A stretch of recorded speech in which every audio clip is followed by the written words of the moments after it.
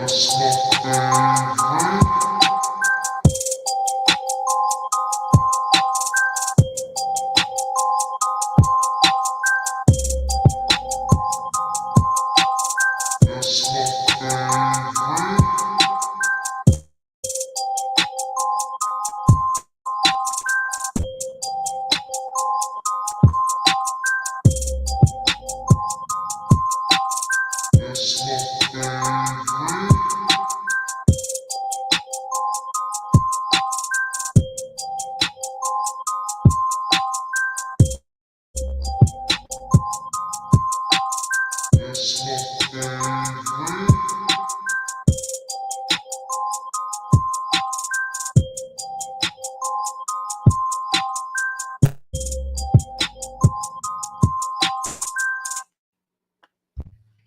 going on, everybody? It's your boy Hop 18. What's going on, E1? Just want to tell everybody appreciate y'all coming through. This is a replay of the live Sunday.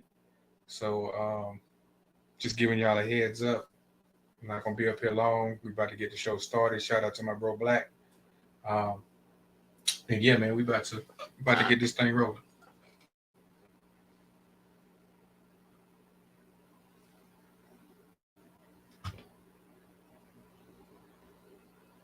Right there, because like I said, I've always wanted to go to Italy.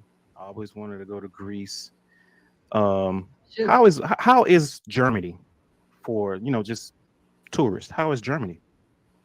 Well, I live a little bit in the bubble. I live in Berlin, so just like New York is not like the rest of the US, Berlin is not like the rest of Germany.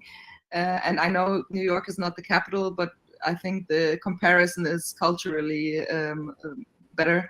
So yeah, Berlin is beautiful in summer, very nice, and people are a little bit grim, but still welcoming, and everybody speaks English usually. So it's quite nice. So if they speak fluent English like you do, I think I have a great time then. Because I know Most when I people was speak down in the okay. Dominican, it was like, what do you say? I mean, some Spanish I understand, but I was like, nah, they talking too fast for me now. But don't come in the winter to Berlin. Go to the south of Germany in the winter. You have superb weather, great skiing, great mountains. But in Berlin, it's just dark and gray, like in Hamburg. And in the north, it's very dark and gray in this winter time. So That sounds like Seattle for us then. yeah. That's like Pacific Northwest. It stays rainy and cold all winter, I believe. But yeah, Have you ever been over here to the States? Yes, I have a lot of relatives in the States. I used to, in the 90s, I actually used to go to New York every year, once a year. And I used to spend the summer holidays working 4 weeks. We have 6 weeks of summer holidays in Germany. And I spent 4 weeks working, and then 2 weeks I would spend going to the States, 1 week in New York, my sister together. And then from there, I would go to Milwaukee to visit family. And I have, they all moved to LA now. So I have a lot of family in LA now. I So love LA. supposedly my last name is supposed to be German. Oh, That's what I was told. what's your My last last name name? is Hoppy. Hoppy, Hoppe. Oh, okay. I think they Yeah, pronounce it different over. yeah, Hoppe. Yeah, I think they pronounce it. Yeah. Yes. It is a German That's what name. I was told. I was told my great grandfather was German. Oh, okay. I haven't done the lineage and actually went down and did a full family tree um investigation, if you will. Mhm. But one day, one day I will. One day I will. So Midwest has a but lot yeah, of man, Germans. do what? The Midwest has a lot of Germans, don't they? Well, that's where my father's family is from the Midwest Chicago area. I do have family in Wisconsin as well, but They do great they're cheese and my great beer there. yeah. Right, right. But that's originally what side where my father is from the northern Midwest, Chicago, Illinois area. So, like I said, I have to do a little more digging into my family history on that side. So, I've always kind of wanted to find out if that's actually was a German name, Yeah. a German last name. Yeah. Yeah. So okay, confirmation. Go on here, speak some Well, German then, yeah, real let's quick. get into the. I have no. Come No, on, come on. I'm not gonna. Yeah, come on, man. I Come don't on, know speak any. some I don't German. know any. No, I don't want to insult our guest because I don't know anything. She'd be looking at me crazy. But yeah, let's get this intro started. We're Retro Talk Forum. Come on through. Let's talk kicks. Let's talk 80s, 90s nostalgia, man.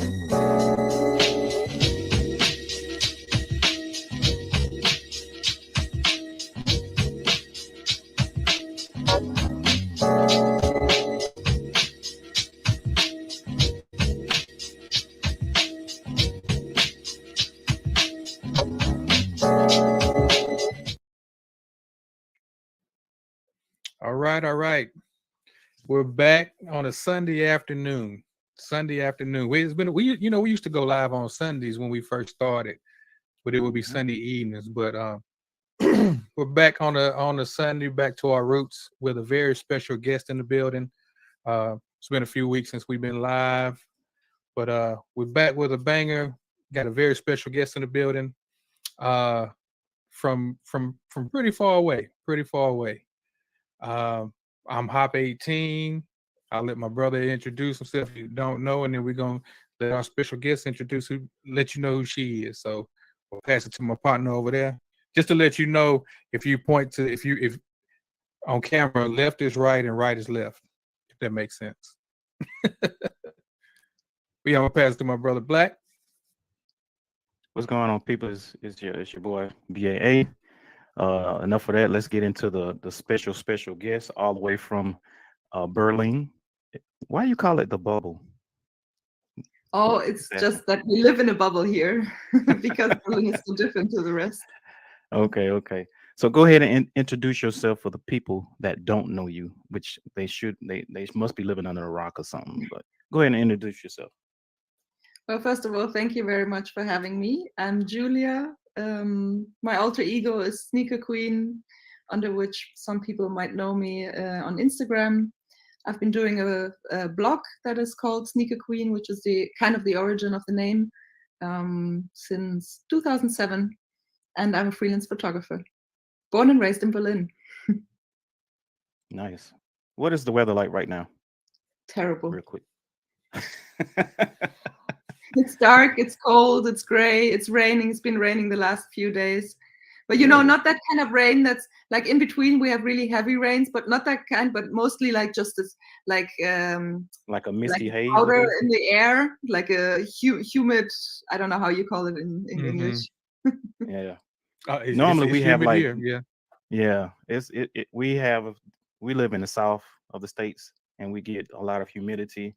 So the air is real thick and unbearable to some, and we do get like a misty rain sometime, but normally we get like a heavy downpour. So yeah, we had all variations in the last few days. right. Yeah, and both of us work outside, so this summer is probably one of the hottest summers. Yeah, it's probably one of the hottest summers that we've ever had, to be honest. Yeah, on record. Yeah. So I have a question for you real quick. I noticed your rings. Yes. Nice. That's what I was gonna say. Is that inspired by? Does that have something to do with hip hop or? Of course. Exactly. So what is that scene like over there where you're at, and who are some of your favorites when it comes to music? Just let us know. Give us a little background about. The reason why I asked that because I noticed, you had the Run DMC. I noticed your apparel and your attire, and you have I like your style. I'll just say it like that. I like your style. The sweatshirts. I'm a big hip hop fan myself. It's what I was raised up on. So just wanted to get your opinion. What are some of the groups that you like? Some artists that you like, whether it be now or old school. So the scene in Berlin is big, like it's worldwide. But when it comes to certain subcultures. I mean, hip hop is not a subculture anymore, but in the 80s and the 90s it was. And there, every place is like a village because you know each other and you recognize each other.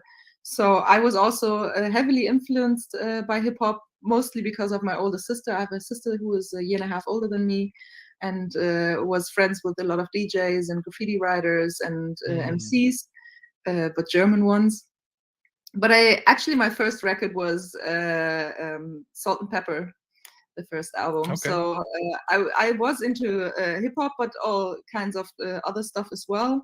And I have a big fable for how do you say, typical iconic hip hop pieces. So I do tend to collect a little bit in that area as well. I have a small Cazal sunglass collection.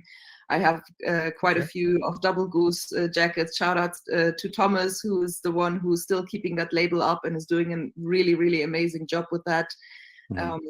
So Double Goose jackets, Cazal sunglasses are part of the attire, I would say. I have a couple of really big boom boxes that I don't know if you want to say collect, but yeah, I'm generally into the hip hop style, and part of that, of course, are also the rings. Yes. So the 2-finger ring that I'm wearing right here, I've been having that for probably around 20 years now, and I actually got it made at Gold Mine in New York.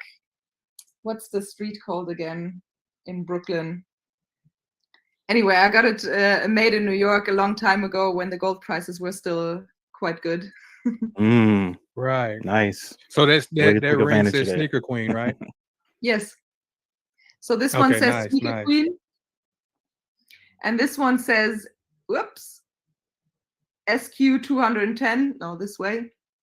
SQ210, which is Sneakerqueen, and 210, which is my birthday. So in Germany, we write it the other way around. My birthday is 2nd of October. And because in the writing scene, the name Sneakerqueen was actually given to me by the Berlin writing scene. And so in the writing scene, I don't know, in New York, it's the same. A lot of writers used to use their street names, or in this case, I used my birthday, but it was very common to have a short tag with a number next to it. So that's based on that. Okay. You said you was born in October? Birthday. I was just going to say that. Happy belated birthday. Thank you very much. Yes. Now, So, that's dope. Go ahead, Black. No. I was going to just say, so in hip hop, do you feel like hip hop is different in the States as opposed to the United States? I mean, as opposed to Germany, in the different times from the 80s and 90s until now on both sides? Well, of course, it took some time until that whole subculture hit Europe. The countries which are closest to the States were the countries where it arrived first. So you could see in London and Amsterdam, those are the cities that are the furthest to the west. Those are the cities where hip hop landed first, and it kind of moved towards the east. So it landed in Germany, of course, as well. And the culture is obviously adapted to the culture that we have in the different countries. So it is not the same, but I would say the spirit is or was the same. So is it other people like yourself that carries the hip hop, I guess you would say, heritage or culture from the 80s and 90s and still bring it to this genre or this generation of hip hop artists?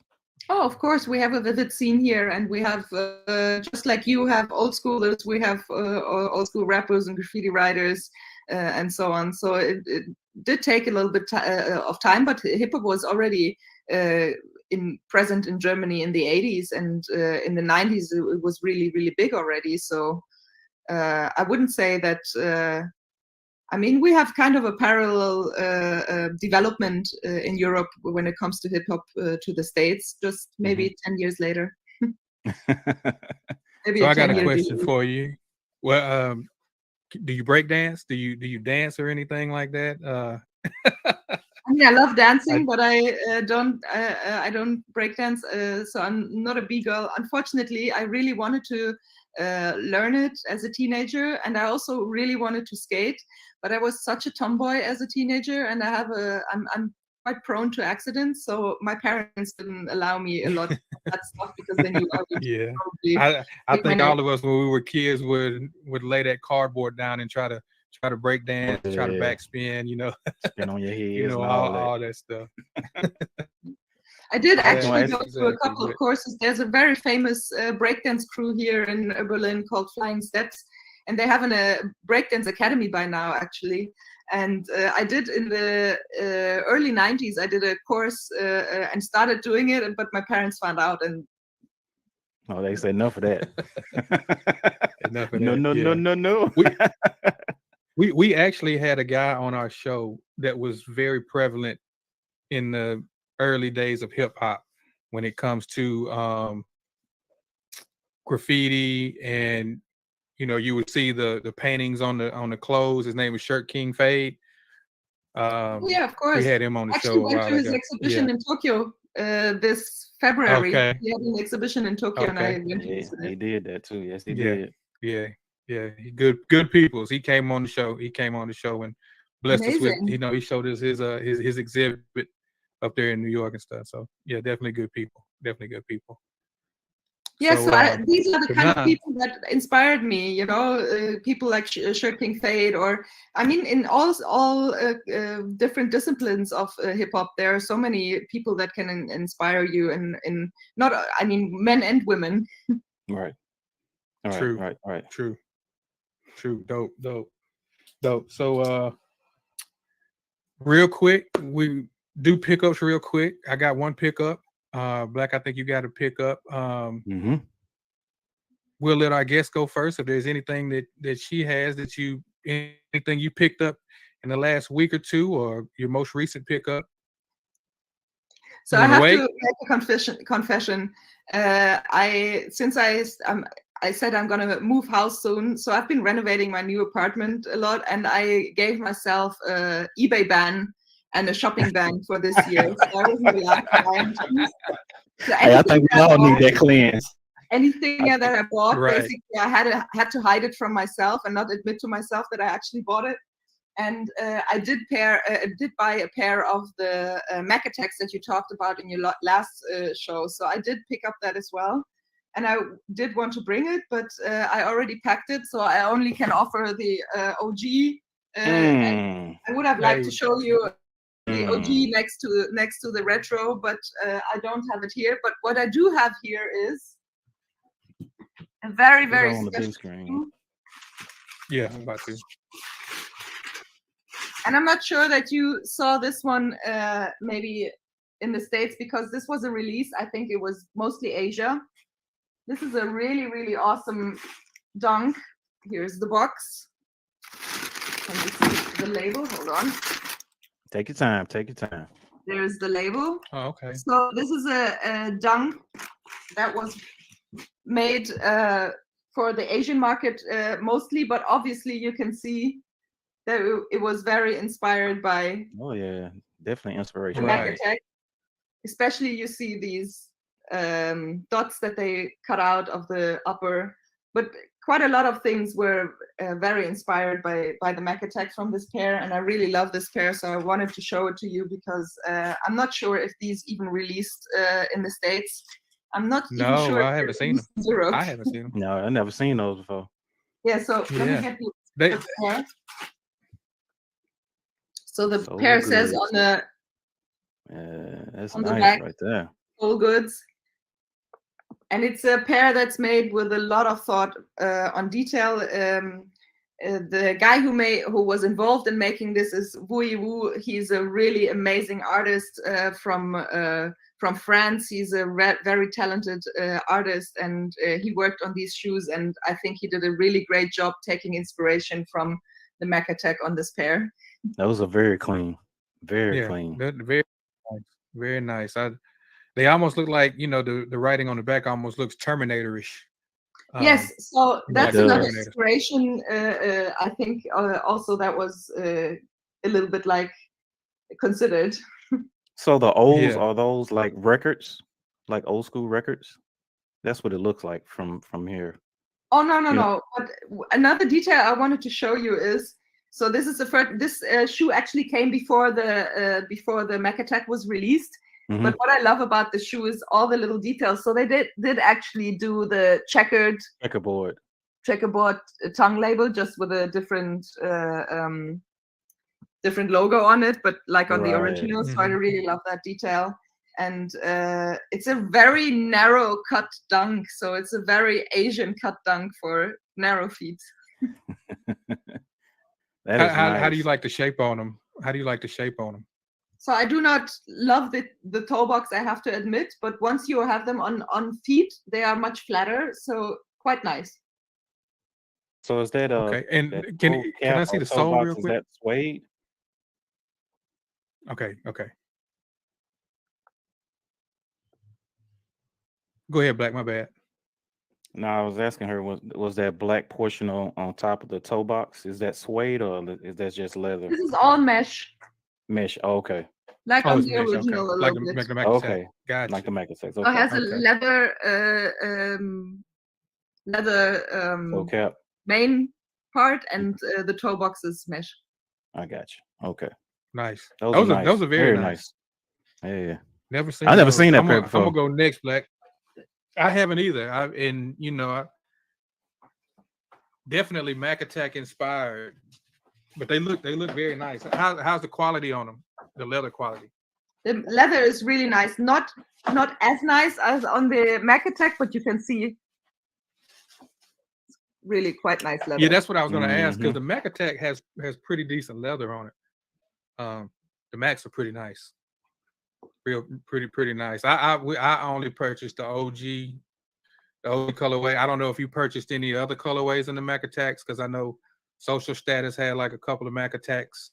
So I really wanted the silver lining from Social Status. My heart is bleeding because I didn't get my hands on them, and I don't think they were very hyped. But there was a raffle, and they didn't ship to Germany, so I can only buy them somewhere else. And yeah, I was really sad about those. I really wanted the silver lining, but I got the white and the black Mac Attack because I also have the white and the black OGs. So that's a pair I needed to have. That's understandable. It's only right. And as you Only know, right. one of the slogans for my Insta account is vintage versus retro. So I do tend to buy a lot of retros, of which I have the originals. Gotcha. I like that. Well, look, I like now that you know us, if you see anything over here that you want, let us know. Mhm. Be We'll careful. see what we can do. Yeah, be careful now.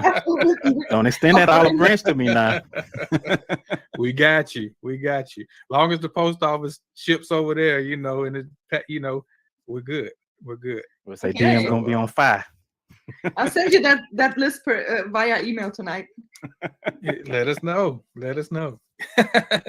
Mine is pretty simple. It's a shoe that came out yesterday, which I picked up the Cherry 12s.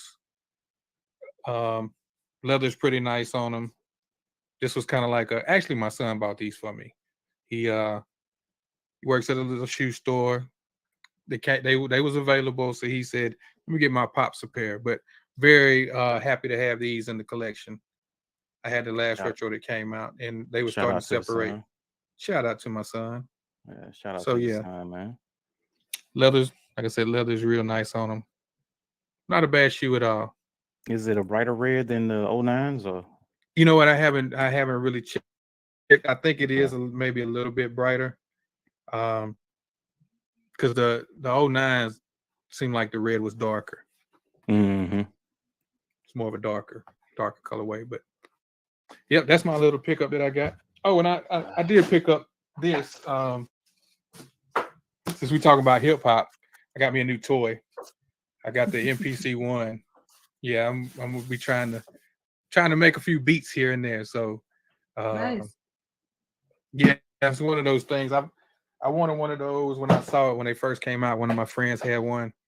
I would tinker around with it, kind of fell in love with it. And so I was like, I'm just gonna be patient and wait for the right time. And I was able to get one a few days ago. So I got it sitting right here. I've already been tinkering with it. I made cooked up a couple of things on there, but I'm really looking forward to really getting into that. That's gonna be my next thing. So I've kind of been like chilling out on the shoes too. On a hip hop tip, hey, if you need beats, man, go holler at DJ Hop. Not yet. You know, get in his DM. You know, it's coming though. It's coming. Hey, catch him while he's starting now. Yeah, I'm gonna start charging for real. All right, so for my quick I picked up the Saucony spot built Sonic Time Beams official. It's a boutique out of Japan. What they did was they did 84 sneaker free agent for Michael Jordan. Saucony or Spot Bit at the time was the only one that matched Nike's offer.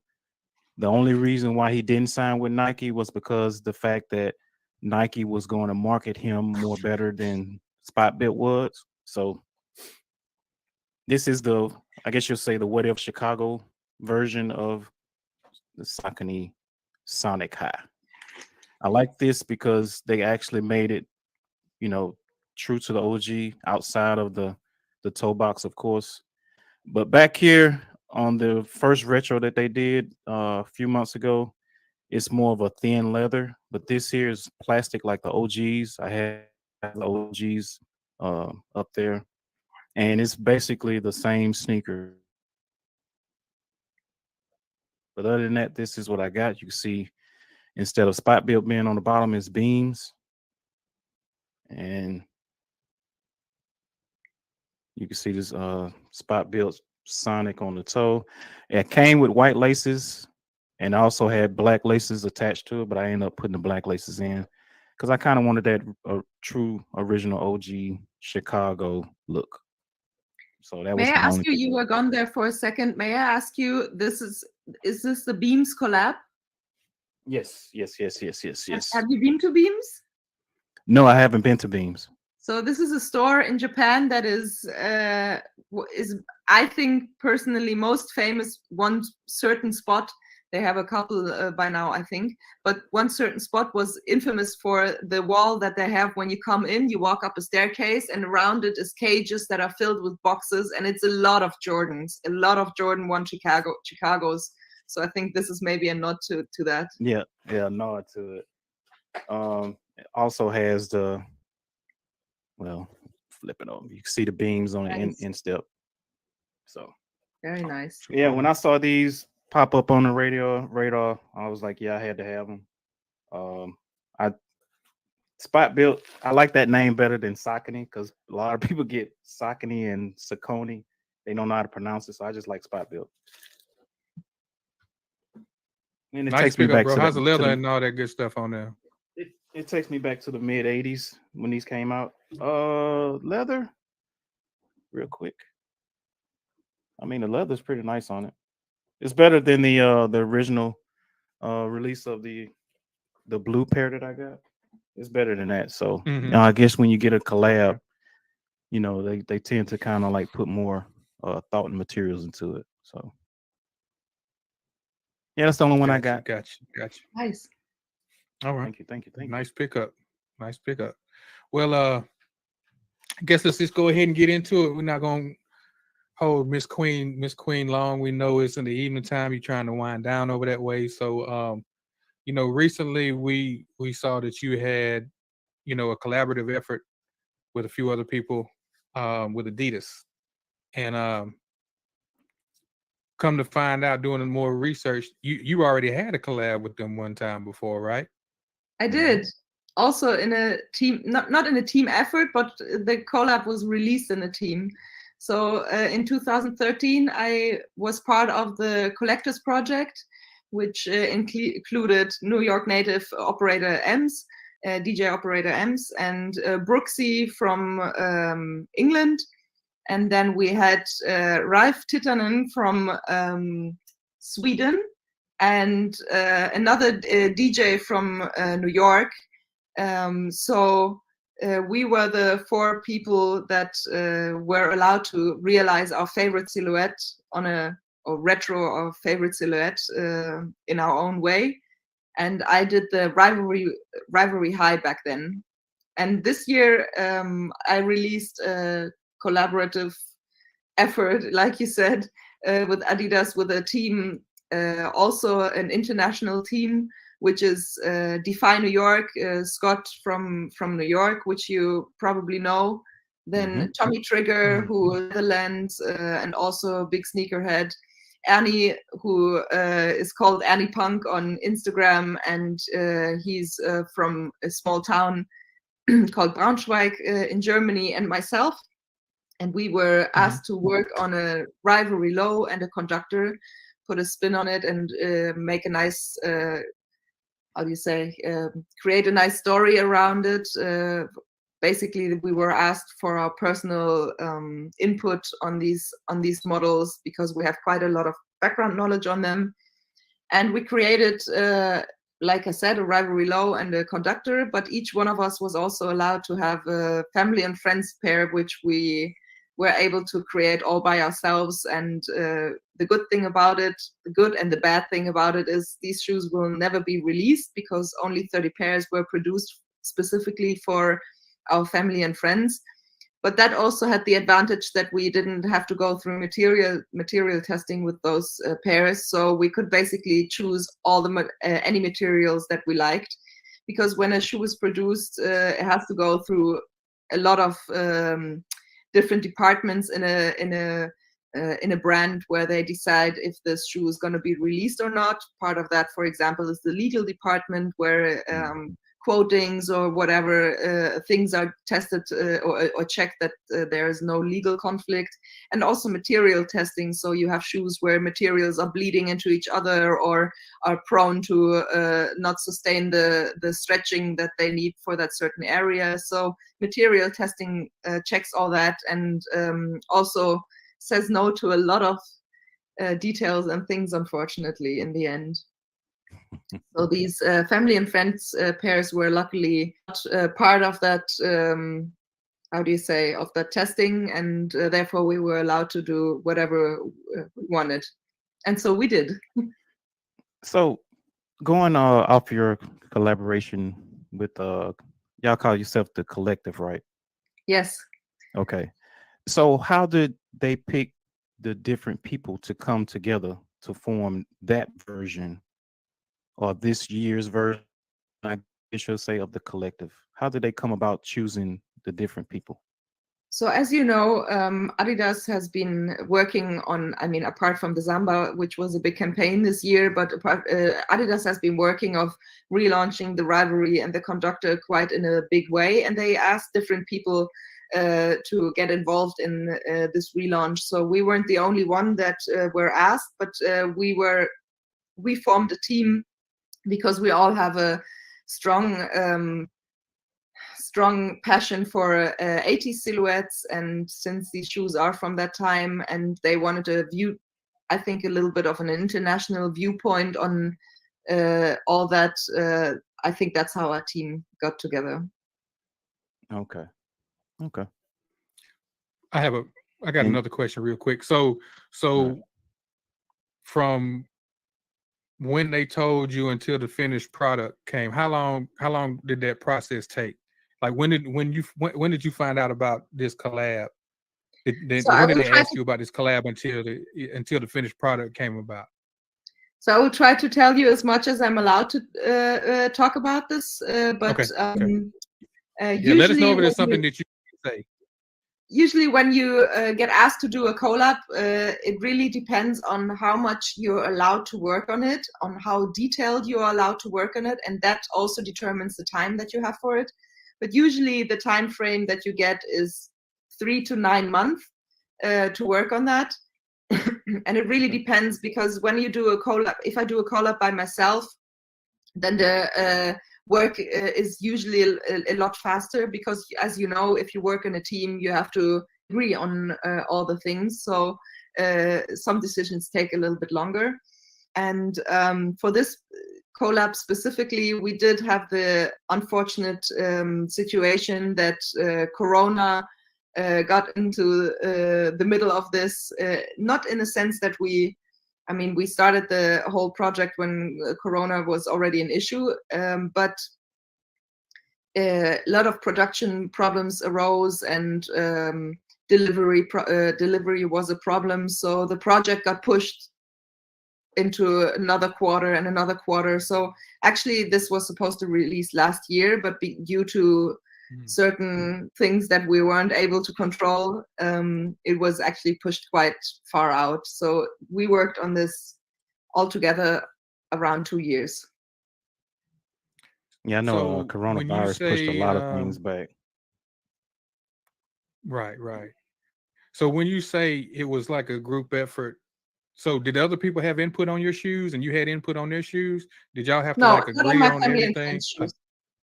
Not on the family and friends. But on the retail pair.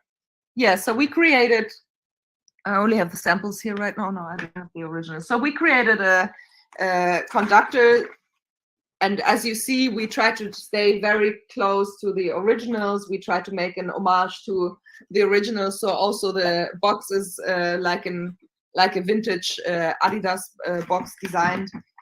And we did a lot of details on these shoes. We worked on a lot of details on these shoes. So for example, the Conductor and the Rivalry released as part of the Patrick Ewing pack, the basketball player. And Patrick Ewing had a whole collection. He didn't only have shoes, but also apparel and bags and stuff like that. And on the paper of the shoes, he had the collection printed back in the 80s. So we picked that up and we made the paper of the lining paper. We did a print in the style of the Patrick Ewing shoes. And then we did a lot of details on these pairs that are reminiscing of the time when basketball transitioned from court to concrete. So we did take, for example, this little ticket here that you talked about in your last show. This ticket was actually put as a little bit paperish. This ticket was put on there because we found an old Adidas catalog in which you could see that there were New York Knicks tickets printed in, which were printed in this style. So the idea was that you could take this ticket off.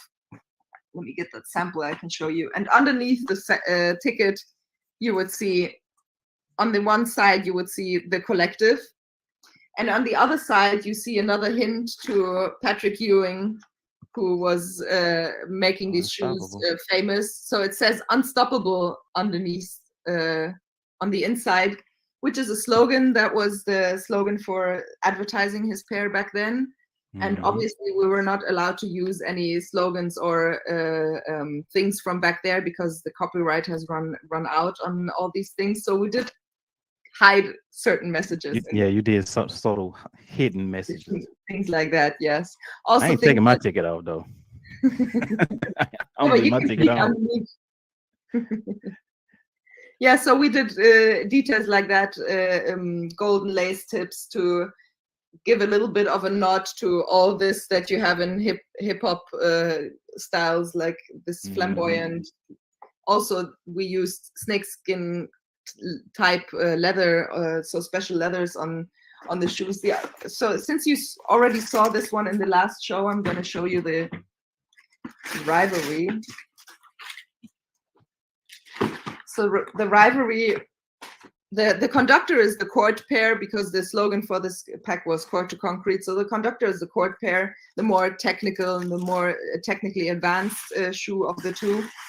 And the Rivalry, because it is a Rivalry low, we wanted to represent the street style or maybe the courtside swagger that you would find in basketball games.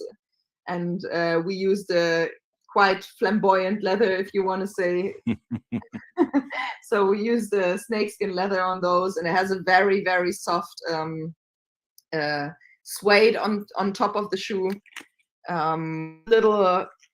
You talked about this already on the last one. We used little things like this subway token style hanger here, we chose that because for us the subway is actually the most important catwalk in New York.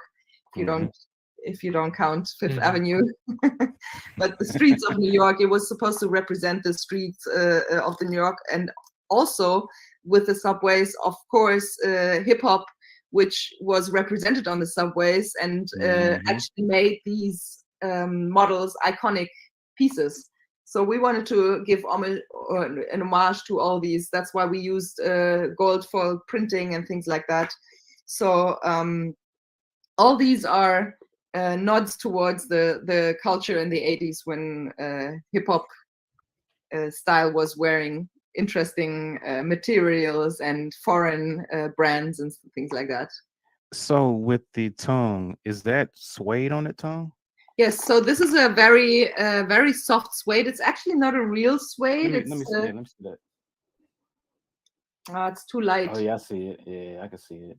Yeah, you can kind of see it. Yeah, I can see it now. Yeah.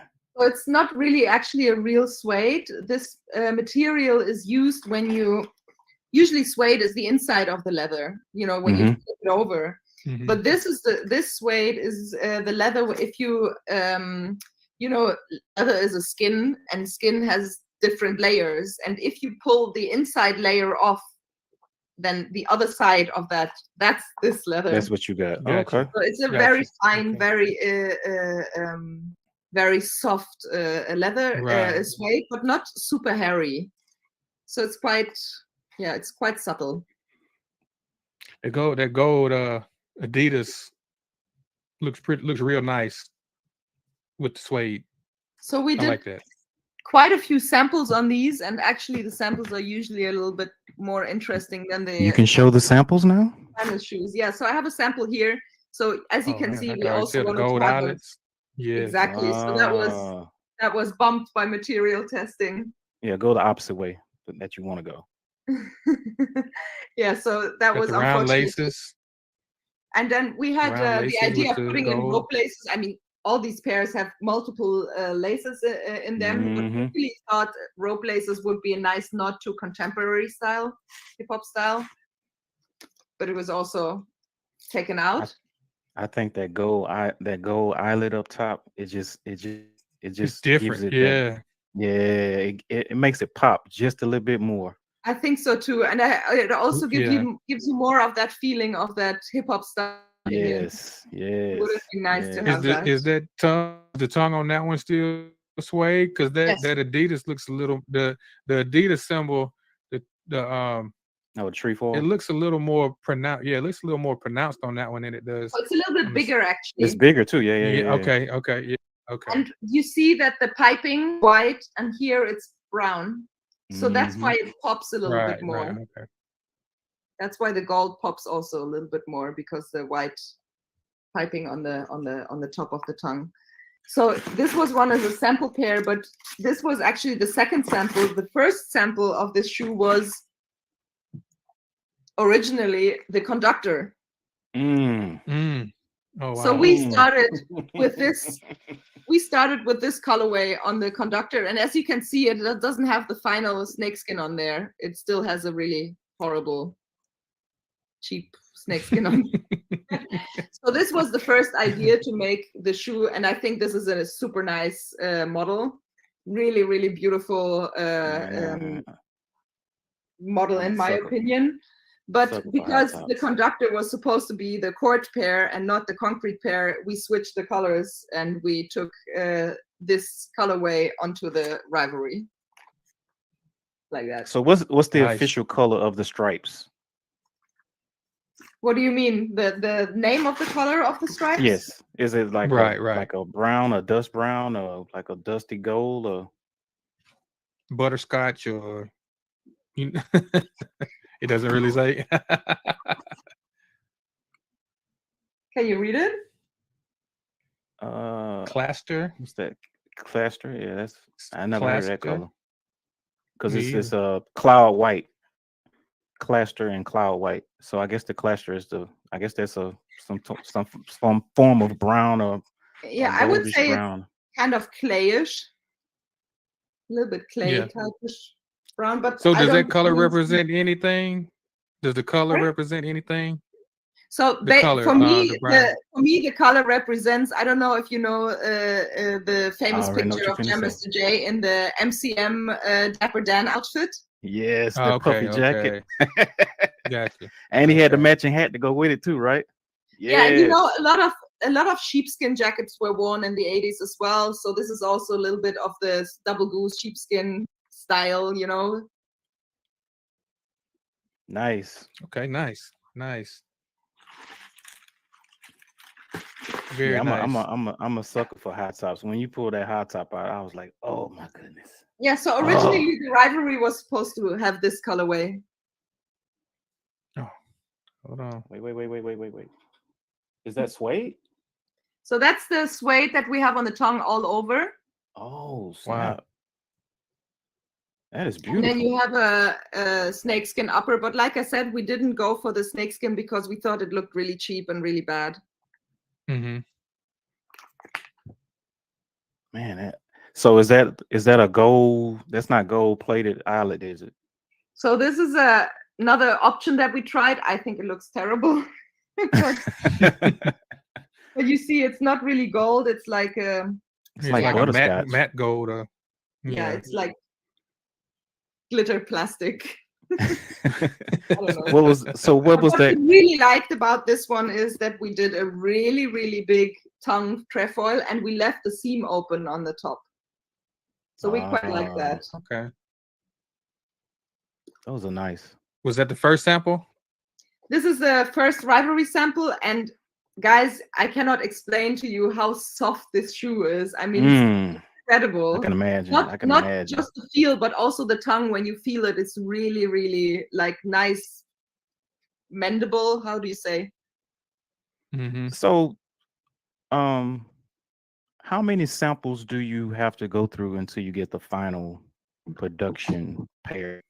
So for this collection, we did 3 samples per pair, and also the family and friends did approximately 3 samples. I say approximately because there were in our team who had a very very finished idea already and found the materials for the idea like that.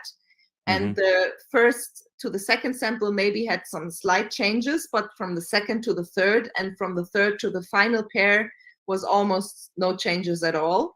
So these, I think, skipped once a sample, I'm not sure, but one of those people was Ernie. Ernie was very, very quick with his idea. He knew that he wanted to do, this is Ernie's family and friends shoe. Man, this is also a sample. Unfortunately, I already brought the other shoes to the other apartment, the final shoe, but the sample looks like the final shoe. So he wanted to go with the original NYX colorway, and the NYX colorway used to be this burgundy with a dark blue, not bright orange and light blue. NYX is from Knickerbocker, so this used to be the OG colorway. And so since he had very clear idea from the start that he wanted this colorway and only was looking for a nice suede and a good hit of the color, he was pretty quick to have his shoe finished. Those are nice. Yeah, those colorways look good together. Man, that's a very clean pair. Yeah, it is. That just take me back. And that's his friends and family. So this is his friends and family pairs. This is why it says Ernie on the front. Okay. Iconic logo. That's that's a logo that people don't talk about a lot. That OG Patrick Ewing logo. A lot of people don't talk about that.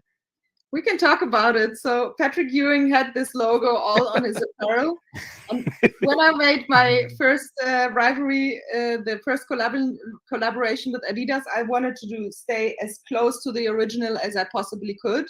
So I wanted to do the original Ewing logo, but since because of copyright reasons, I was not allowed to. Let me get that out for you to go on that. Yeah, we'll probably get into that one, Matt. Appreciate everybody for coming through. Since I was not allowed Shout to out use to the the original logo, I designed my own version of the logo, which was the Sneakerqueen logo. You gotta have.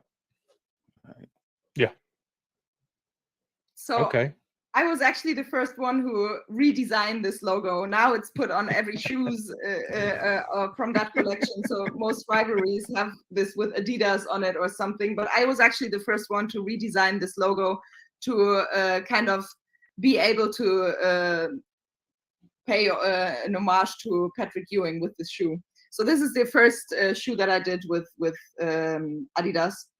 And we can talk about it later, but that's where this idea for this Patrick Ewing redesign came. So real quick, while we talk about the logo, what makes that one different from the original Patrick Ewing logo? I don't know if you have anything that's OG near you. I want to see the subtle differences. I would have to get up. I'm sorry. I'm sorry. This is a show and tell type of show. I'm sorry. I have to dig myself out of the shoes and get you. I can imagine she got like a sea of shoes around her. Yeah, she is surrounded by shoes because she showed me real quick when you had stepped away before we got on there. She showed me everything down, and I was like, oh yeah, she's like bombarded with shoes all around. Yeah, she ready. So the OG Patrick Ewing logo looked like this. Okay, I see the difference. And for the people that don't know what that is, let them know what that is that you have in your hand.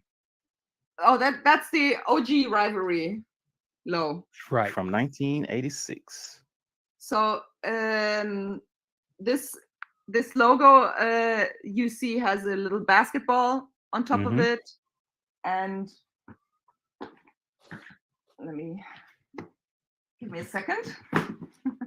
You need like an assistant over there, right? Good. Yeah, that would be nice. Why didn't you send someone over? You know, the plane ride is real long. You know what I'm saying? So let me see if I can put these next to each other. Like that. So you see, I made a little crown out of the basketball. So, but basically, apart from that, it's very much close to the original. So basically, you just couldn't use the basketball. You had to make something a little bit different. Well, I wasn't allowed to use Ewing. You couldn't use his name, period. Oh, okay, I get what you're saying now. And right. Because I used my own name and I'm not a basketball player, I put my crown in there. But nice. That's how you finesse it. Ernie is actually a basketball player. He's a sports teacher, actually. Really? Oh, okay. Yeah. So you see, Annie has a basketball. Nice. And because I designed this logo already 10 years ago, I didn't have to make any changes to it. But the other guys did also the same. I mean, Tommy also did the same thing on his shoe. I don't know if Tommy is a basketball player, but this is his family and friends shoe. And as you can see, he did it. He also adapted the logo. Sorry? Is that ostrich leather? Yes. Wow. Look at them pimples. Goosebumps. Yeah, man. And he has a very nice material, the same material that we used on the rivalry of the inline pair. He just did it in red. So it's a really nice snakeskin type of material. And he also put a little bit of a white snakeskin in the back. Can you see it? Those are nice. So do all of y'all have each other's friends and families pair, right? Yes. Each one of us got one pair of the others in their size. Nice. So let me ask you a question. I guess you do have everybody with the CL sneakers that you got around you. Do you have the 5 New Yorks pair? Yes, of course I do. Yes, right let's here. see that one up close. So also this is a sample.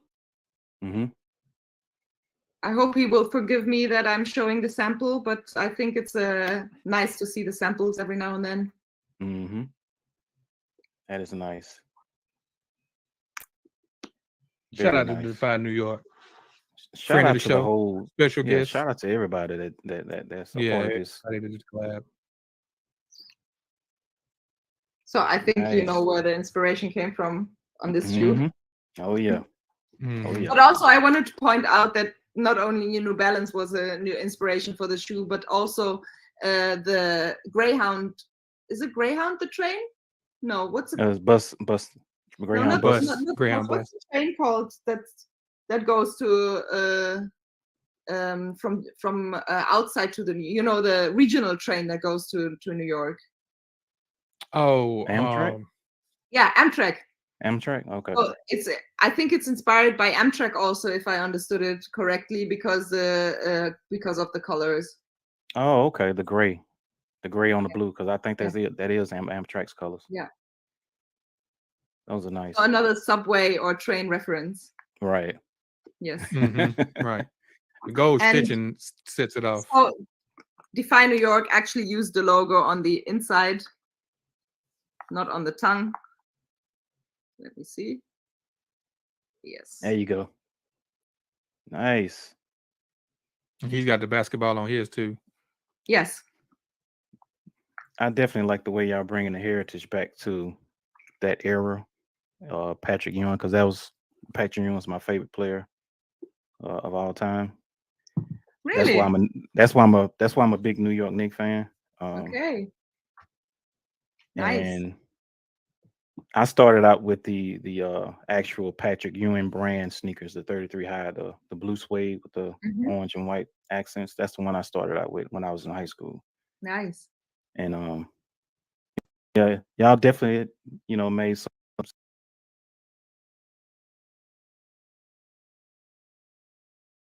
some beautiful pieces. Thank So, you. do y'all have apparel with that? Unfortunately, we did not get apparel. I think it was of first the plan to do apparel as well, but since everything was pushed to the back so much, it didn't really come to that.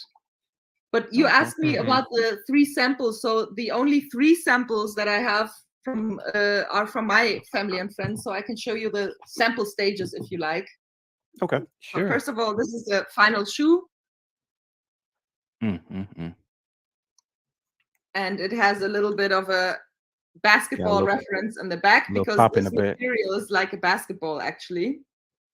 I like that pop. Choice of colors. I like that. Yeah. But it has these pimples like the basketball has on it. Okay, got you. Like the leather. Yeah. Yeah, and then so hold on, real quick. I don't mean to interrupt you. Go ahead. What does that inside lining look like?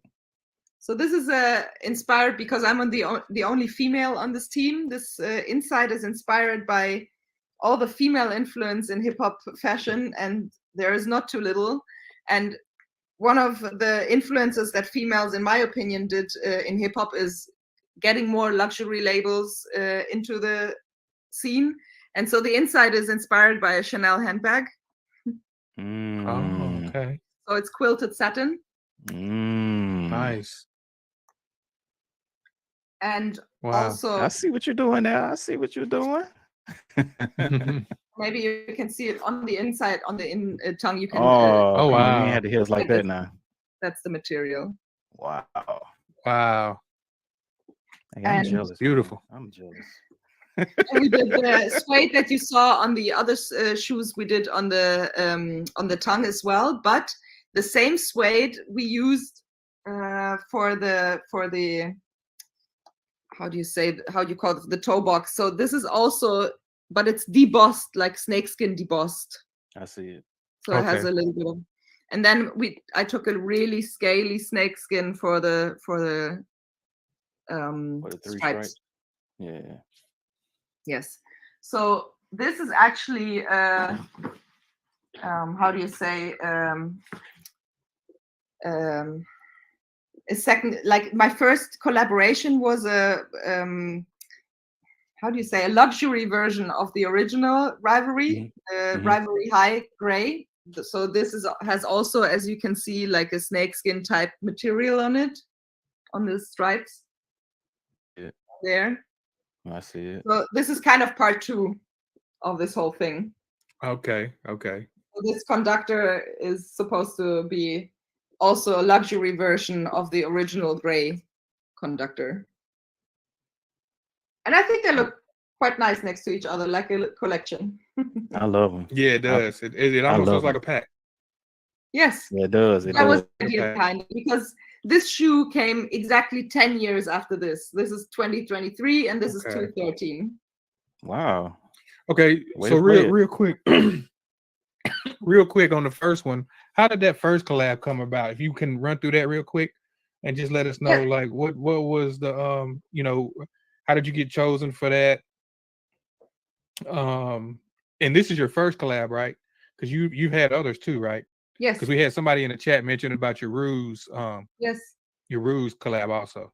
I did a collaboration with Kangaroos, and I also did a small collaboration with LS on the LS Tanker, which is also a Right. very iconic model. Right. Yes. Yes. I Right. got We a had pair King of those Trainers too. on the show too, and he showed Nice. his. Yeah, also. his one actually got produced in quite nice numbers, gray and blue, very, very nice pair. Mhm. Yes. And Cali Vegas, we had Cali Vegas was like one of the first ones that we had on the Yes. show, and I think he had a collab too. Yeah. Nice. Shout out to Cali Yeah. Vegas and King of Trainers.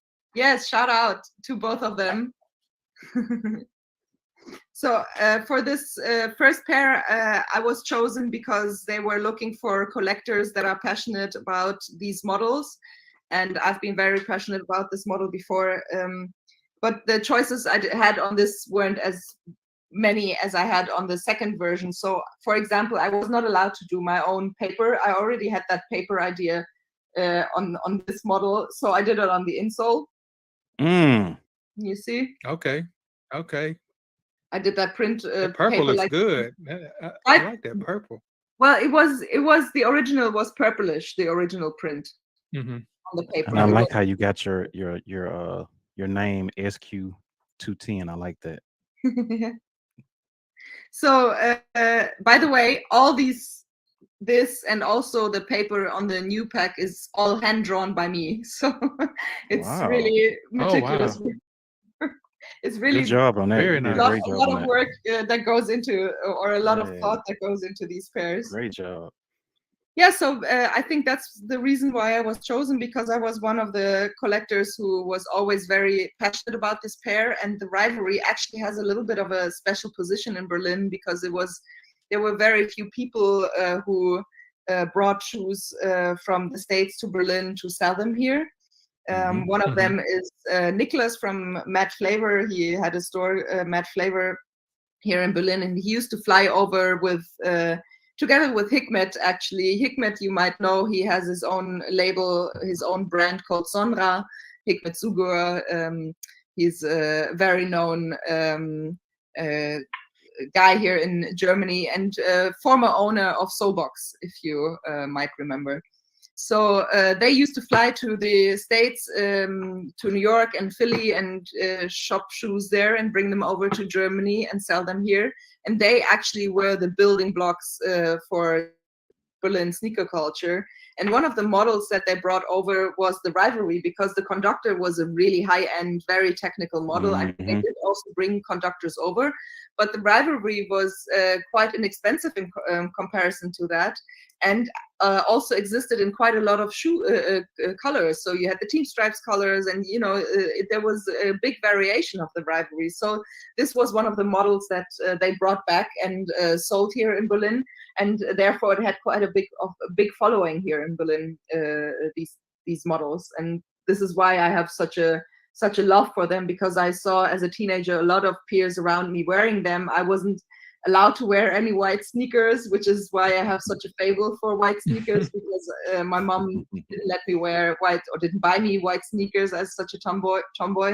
So yeah, I love white sneakers, and all the sneakers that or most of the sneakers that I prefer are usually white. Nice. How did your mom Shout feel out to about those you and your guys. love for sneakers? I don't know. She tells me How she's did your proud of mom me. feel about? Because I think my father has problems grasping the concept behind it. Right. Because coming up, that was like one of the things I know for me. I wanted the Jordans, and it's like, I'm not paying $100 for no shoes. And it's like, would say you're wasting your money, you're doing this, you're doing that, but being how big sneakers are now, it's kind of like hip hop. Hip hop was only back then the term sellout was, you know, if you sold out, you know, that was one of the things that they didn't want you to do. But now hip hop is Worst. worldwide, and right, it's mainstream now. Just like shoes, you know, shoes was kind of like a underground thing. Totally. Not a lot of people was into them. Not a lot of people was collecting them. But now they're mainstream. Now it's a money grab. So don't get me wrong. it's The just, first 10 years I was collecting in the 90s. The first 10 years I was collecting, I was hiding it from everybody, even from my family. My family didn't know how many shoes I have, and they didn't know I was collecting. I was hiding everything. You know, in the when you have your wardrobe, you have your hanger with your clothes. So I was hiding all my shoes behind the clothes, behind the hangers. I was stacking the whole family closets. I was stacking behind the clothes. And hey, I still do when that. I moved out when I was beginning of 20, when I moved out my parents' house in my own apartment, and only then they saw how much I already had, because I think I moved out with over 100 pairs. So they were not happy about it, because everybody back then, if you would tell them you have 100 pair of sneakers, everybody would say you have a shopping addiction. So yeah, or they would say you crazy, you're wasting your money. That was the main thing. Your parents, you know, would say you're wasting your money on those shoes, you know. But look at where it got you, the passion that you have, and it's just amazing to see that something like people would say this was a hobby or whatnot, but it's turned in, you know, it's a lifestyle. It's definitely a lifestyle. Yeah, for me, it became much more than a hobby, but I still try to keep everything like a passion project when it comes to sneakers. But it has become more or less the second half of my job, because as a photographer, I've always been working with sneaker brands, not only, but I have been working with them. And in the last 10, 15 years, I've spent a big amount of my time working on this, so to say, career, and I really have to say it has become partially my job already. Right. Nice. So I got a question for you real quick. It's always that one sneaker that just gravitates us to the whole culture or the heritage. What was that one sneaker that just said, you know what, I'm in this? What's that one sneaker that just grabbed you and you never look back from that point? Well, for me, it was a couple of steps, but there are 3 shoes that I distinctively remember. So the first pairs of sneakers that I consciously asked my parents or my mom to buy, usually in Germany, when, I don't know, it's probably the same in States, when you get a grade higher, you get a new because you've grown out of your old one. So every year you get a new pair of sneakers. And I can remember when I was about 10 or 11, I asked my parents, or my mom used to do that shopping with me. So I asked her for a pair of green, really, really hairy suede Converse 1 Stars, which a little bit from the silhouette, like the classic, like back then for me it was like a Clyde or something, but I have very narrow feet, so the Clyde was kind of, or suede was kind of uncomfortable for me, because even though nowadays it's cut very round, back in the days the Clyde and the suede were cut very narrow in the front, which was great because it wouldn't slip off your feet if you wore them loosely or with fat laces or no laces. But if you had wide feet like I had, it wasn't the most comfortable shoe. So I asked them for Converse 1 Stars in black, with a black star and dark green suede. And I loved that pair of shoes. It was that sparked my passion for materials, and especially for suede. I have a very, very, I mean, I think most sneaker collectors love hairy suede. I don't know. It's just such a great material. And then later on, when I was a teenager, I watched my sister. She had a pair of Forum's light blue stripes, baby blue stripes, which was the thing to have in the 90s. Like girls and guys all were wearing baby blue and pink stuff. So that was really a colorway. And the rivalry was part of that. So gray and white rivalry, or baby blues Forums. But the shoe that actually made me a collector, I would say, that changed the course from actually just buying shoes because I like them to systematically like researching and systematically buying, was Jordan 4 in 99. Because in 99, I remember I was hunting that shoe in a sense, to hunt like you hunt today. It was a total different matter. But I remember going to my local Foot Locker, shoes on hold for I think 3 months, and you know that Foot Locker only puts shoes on hold for like a week. So for 3 months I went there every week and asked them to put them on hold for another week. And because they saw that I was crazy about it, and back then nobody was that crazy about shoes like that, you know. So they actually kept them for me for 3 months until I could afford them and buy them. So that was really a kind of a change for me, because I was really like not only getting all my money together to spend it on shoes, but also like really fiending over something, you know. Mm-hmm. That is Right. dope. Which four is the black and cements or the white cement? The white which cement. one? The white she's one. Okay. You know, she like the all white body. You're right. And that's funny that you say that, because that was actually the reason why I was so after them, because I was not allowed to have white sneakers. I didn't own any white sneakers, and when I came home with those sneakers, my mom was like, "So you really want to wear these? You're gonna take care of these, and you're gonna destroy these?" And I was like, "No, I'm gonna take care of these." And I think it took me a week before I first put them on, because I just had them on my shelf for a week, just looking at looking at them. But when I wore them, that also brought with it the fact that usually, like now it's not that bad anymore, but for the first 10 or 15 or 20 years that I collected, I was really, really careful with my shoes. So whenever I wore a pair, when I got home, I would clean them always, like straight away. Right. And that was because my mom was so like picking on me that I would never be able to keep them clean.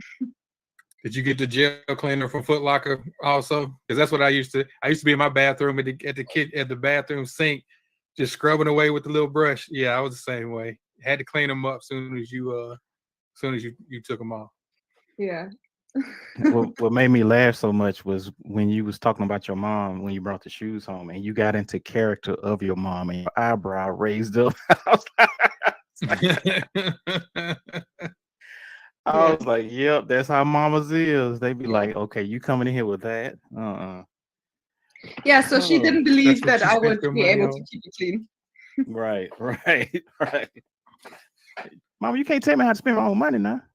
It's my money now. I earned it, so. Right. And she did. She saw me going there every week. I mean, she did. After a couple of weeks, she realized that I'm keeping shoes on hold and that I'm really getting my money together for that. So I had a cleaning job back then. I was cleaning houses as a teenager. So I was really trying to get that money together. Yeah, that's what I was gonna say, because I think back then that was like what my first job. My first check, I took it and put some Jordans on layaway at the Foot Locker. I took my check. I got a job when I was 15, and people thought I was crazy back then because I pretty much took that whole check, and it wasn't quite enough for the shoes. I took that whole check and I went to Foot Locker and put them shoes on layaway. Then the next check, I went back and got them. So yeah, I completely understand. My fault, Black. What were you about to say? I was gonna say the same thing. I'm not big on drinking and partying. I'm not big on, to be honest, I'm not even big on clothes and stuff like that. I was never the girl to go shopping or buy a lot of makeup or stuff like that. So I've always went climbing fences with the guys and go on adventures with my friends and stuff like that.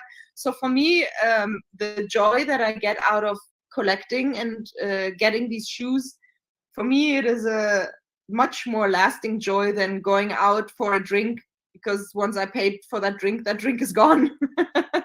But once I paid for the shoes, they're going to be with me for the next 30, 40 years, you know? You can get way more out of those shoes than that drink. That's for damn sure. Possibly. And, I'm all about community. So my main interested is the socio-cultural background of their history, and I'm super interested in networking and connecting, and especially with females, I'm very interested in getting the females to see that there's hidden history that they don't know about, and that females have always been tastemakers, even though they haven't been put in the spotlight. So I'm really trying to cultivate not only female, but in general community when it comes to sneakers. That's the most important part for me. And therefore, I think this is kind of comparable. Like I will sit down and talk about sneakers with people, and other people will go to a bar and talk over a drink. So, you know, each to their own. Everybody has their own way of socializing and getting joy into their life, and mine is over sneakers. So that leads me Oh, to yeah. my question. I got two questions. First, so are you saying that the white cement Jordan 4s is your shoe? Sorry, say that again. Is that your all-time favorite shoe? The There's 99 no Air such Jordan. It's like asking a mother for her favorite child. Good Okay. answer. There's no Good Yeah, answer. okay. It's like asking a DJ for his favorite record. You know it as well. Some days you're in a mood for something light and stylish, like a runner, and the other day it's outside, it's snowing, and you want a nice boot, you wear a Timberland. Or I personally, for example, would put on some Son of Lava Dome. So, you know, each mood has a sneaker. I got you. I got you. It's true. It's So true. my second question was, you touched on the females. Is it any females that you see out there, I guess, around you locally or throughout the internets that you see that you admire a little bit, or you keep an eye on them? So I have a lot of females in my Instagram network that I loved being connected with, not only because I really enjoy the female approach to collecting, which is a little bit different to male, but also, like, I must admit, there are very few females who share the same sense of style that I do. There's one girl in France which I think has a very similar interest in style like me. Her name is Carol Lutz. She has a very small but beautiful, very, very good collection, amazing pieces. And for me personally, I would say she is the closest to the style that I admire. So I really love her collection because it's very refined and very good. But I mean, there are a lot of female collectors that are great. I mean, Super Lala is a really great gal who has a very interesting collection, and it's not my style at all. I'm not into, like, my collection. Anything I'm interested in stops at 92. After 92 is not really interesting for me anymore. And she has a lot of trekking and all condition gear and stuff like that. So hiking shoes and things like that. So I really love how she approaches collecting. So yeah, there's quite a few females out there. Okay. Real quick, time check. What's the time over there right now? 10 o'clock. Oh, okay. How long you want to go? Let's make the half hour full, and then. All right. So with that being said, as far as the females,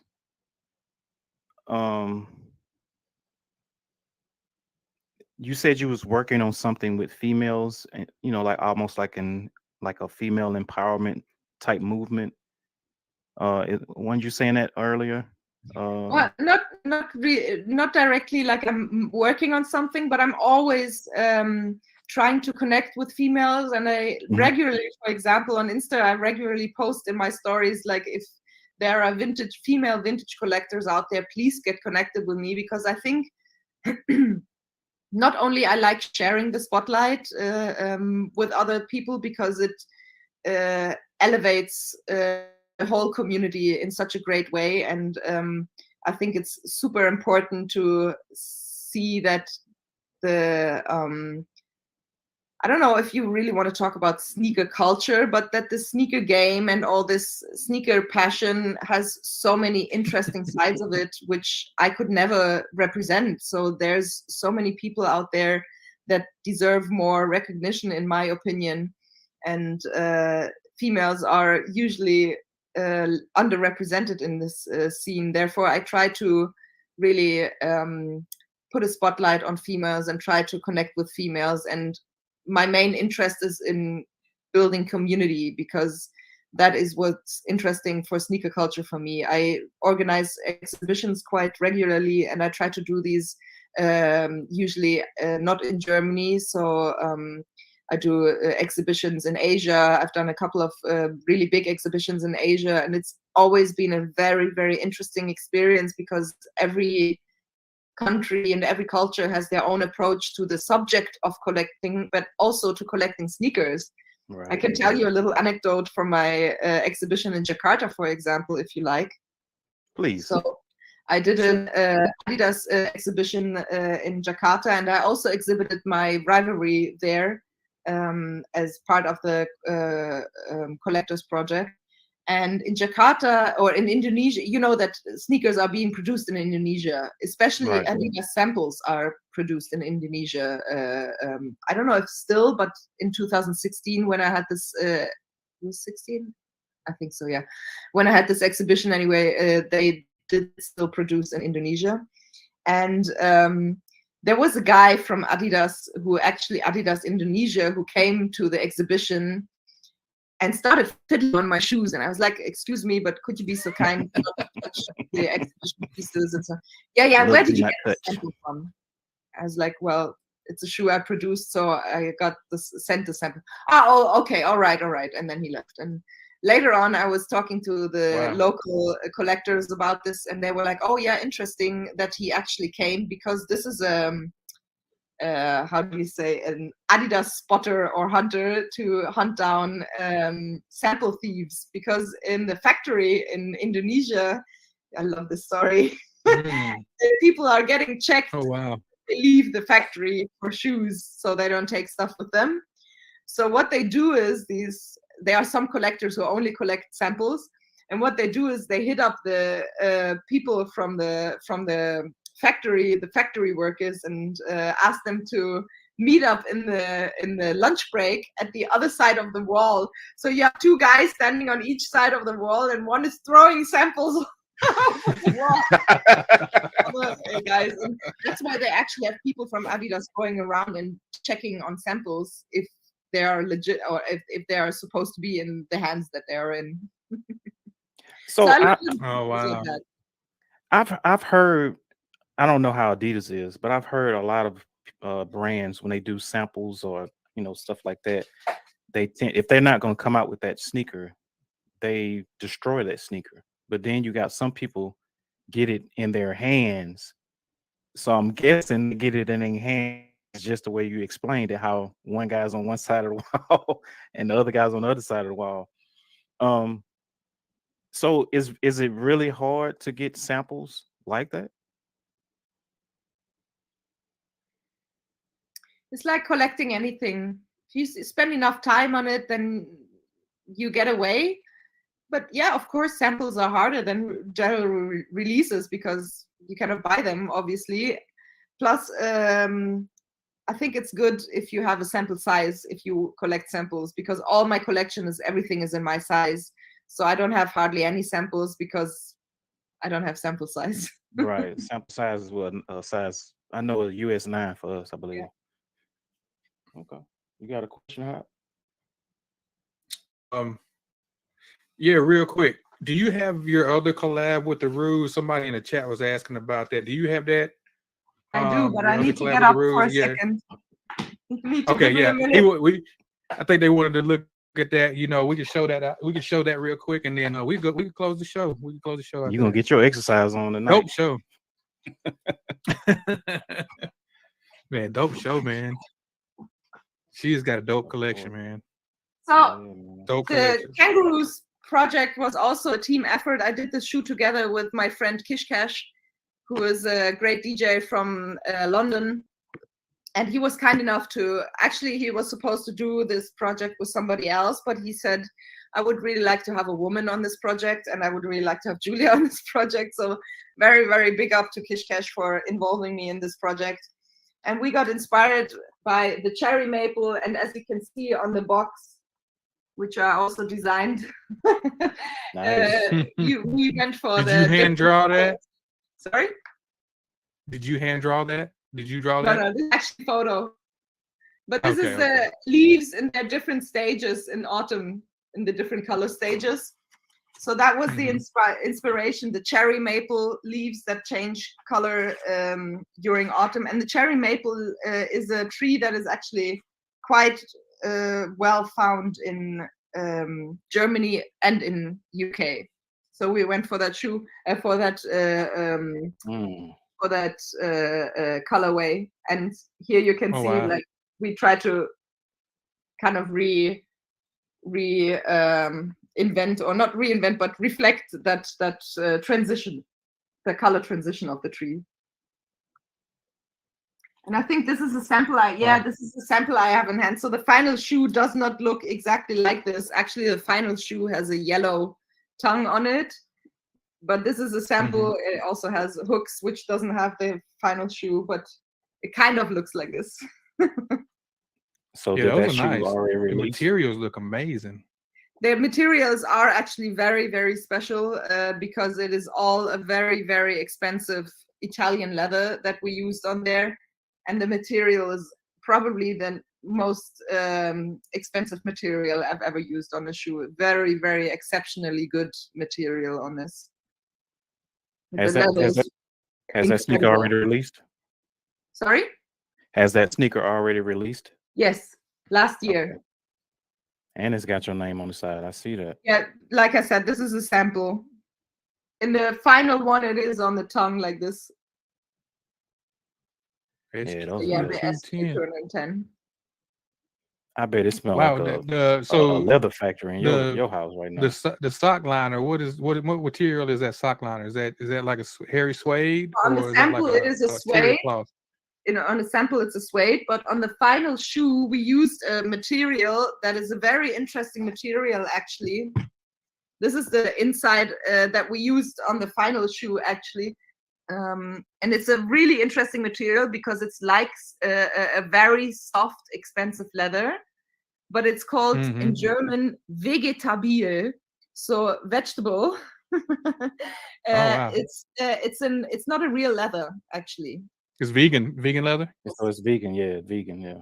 But it's super nice, but only for the inside we use that. Here on the sample, the lining is still suede, but you can see the vegetabil is used on the inside pocket that we all know from kangaroos. And that was on the final shoe also what we used.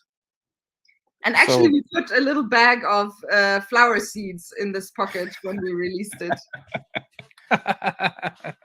Go out there, plant you a tree right quick. Yeah, so because that gold, we did a nature themed shoe. Right, that gold islet, what does that represent? So actually, because we did a nature themed shoe, we wanted to do a shoe that is good for going into nature. So we wanted to have a hiking element. That's why I wanted to have this type of eyelet. But yeah, it's like a boot eyelet. Yes, so the final shoe has this eyelet. Okay. Man.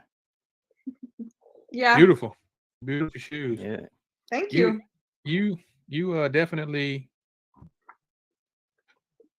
People need to reach out to you for more collabs because the thought process that you put into it and like the material that you selected, all of them look dope to me.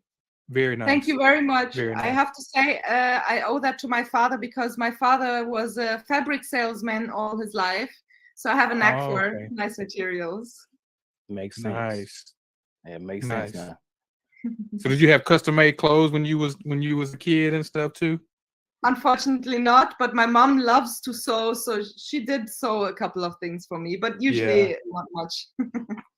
Now my grandmother, she was one of those types, like back in the day when I was a kid, I wanted these shorts. They used to call them jams. They was kind of expensive. And my grandmother would go find a pattern and go get some material and make me some shorts in a minute.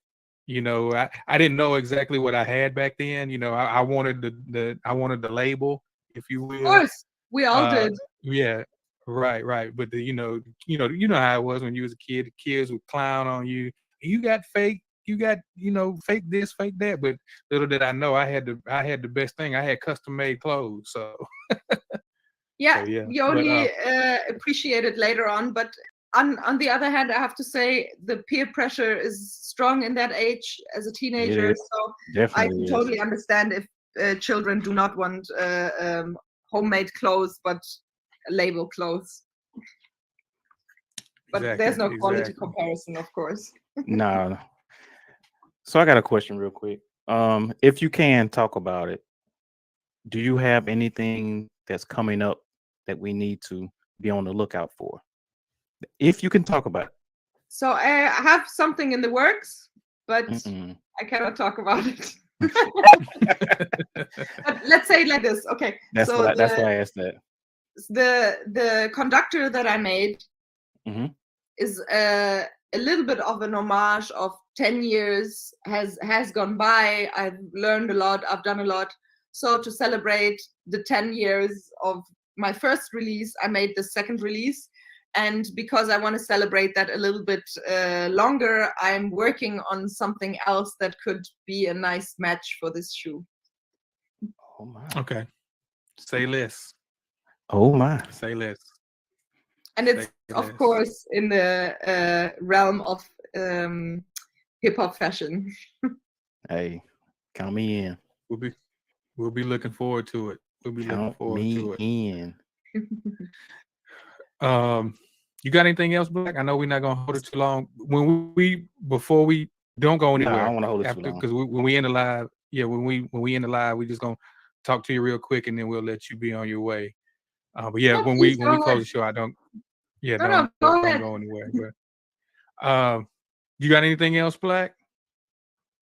No, Because we're definitely gonna have to have good. you back. We're gonna definitely have to have you back on for a part two. Yeah, you asked me to bring like shoes for showing you shoes. I have this big mount of shoes here still. Hey, well, you know what? Go ahead and show them then. Yeah, go ahead. Go through them. Go through ahead them and if you show want. them. We're Come on on, your come on time. with it. I've been talking about a lot of Adidas in the last hour or so. So I wanted to show you some stuff that I picked up in the last 2 years, because this year I didn't buy anything. Okay. But one of the holy Right. grails that I picked up last year, which I was super happy with, is this vintage pair of Dynasties. So I've been hunting these for a very, very long time. For everybody who's watching who doesn't know anything about these, this is a pair that is made in Japan. So Nike used to produce in Japan.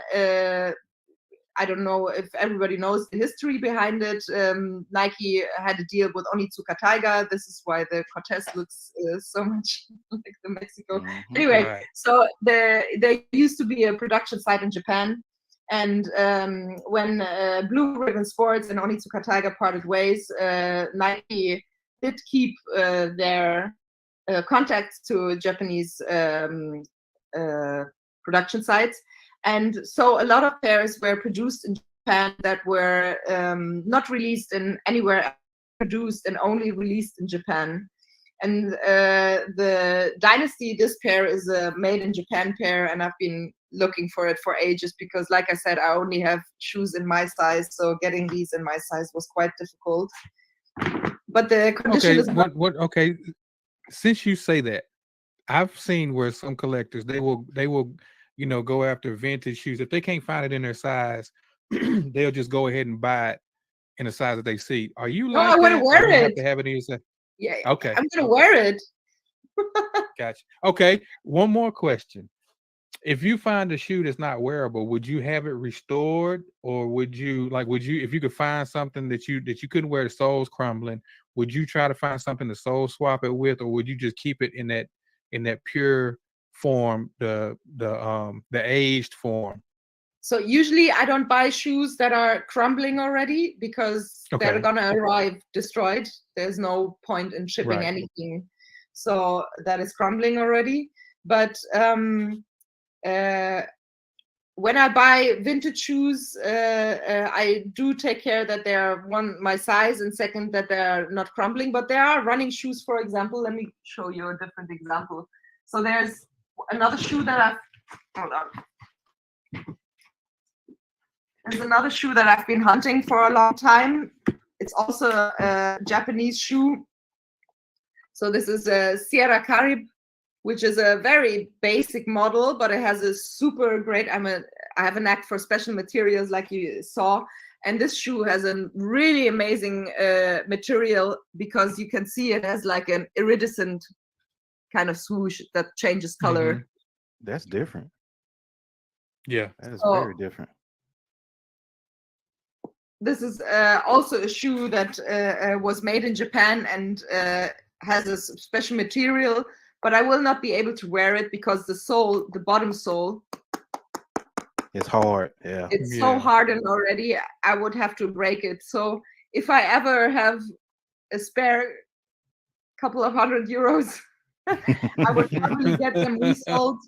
There's some amazing guys in Japan who do resoling, who actually make these midsoles themselves very, very close to the Okay. originals, and they will do resoling. So yeah, I wouldn't mind getting these resoled to actually wear them. But if I have a shoe that is not wearable and I want to buy it, then I usually buy it for exhibition purposes. Like I said, I do a lot of exhibitions, and I think the shoe doesn't lose, like this pair doesn't lose its charm just because it's not wearable anymore. Right. Okay. So this leads me into another question, and you can continue to show, whatever you want to show. How do you feel now? It seems like a lot of shoes are coming pre-aged, if you will. How do you feel about that look? Oh, Like I almost never threw up in mind. her mouth. They're doing they're doing like the reimagined theme, if you will. That's the new thing now, the reimagined. So where, there's they okay, so there's different ways I feel about it. So I don't know if you remember, but in the beginning of the 2010s, I think, was it Mhm. 2010s? Maybe no, maybe even a little bit earlier, like 2008 or 9. Nike started doing this yellowing on the sole. And Mhm. back then they did it just by painting them yellow. They did the normal model, and then it took some yellow goo and painted around it, and that's how they sold them. So I was a fan Right. of that because you could really easily clean that off, but you get the silhouettes very close to the originals. So I really liked that, but only because I was able to clean that off. So there you hear that I'm not a fan of artificial patina. I think each shoe has its own charm of a patina that it gets over time, and there's no need to recreate that. On the other hand, though, I did see in the last couple of years a couple of shoes that were made in this reimagined style that you're talking about. For example, one very good example for that was the Adidas Forum that they relaunched in a sleek way, or not sleek way, but more original shape. And they did a gray striped and a blue striped one. Mhm. And they weren't really made to look vintage, but they used, for example, for the tongue, the inside, the foam on the inside, they used a yellowish foam, so it kind of little bit translucently looked through the nylon. You had this feeling of, back then you had the same thing.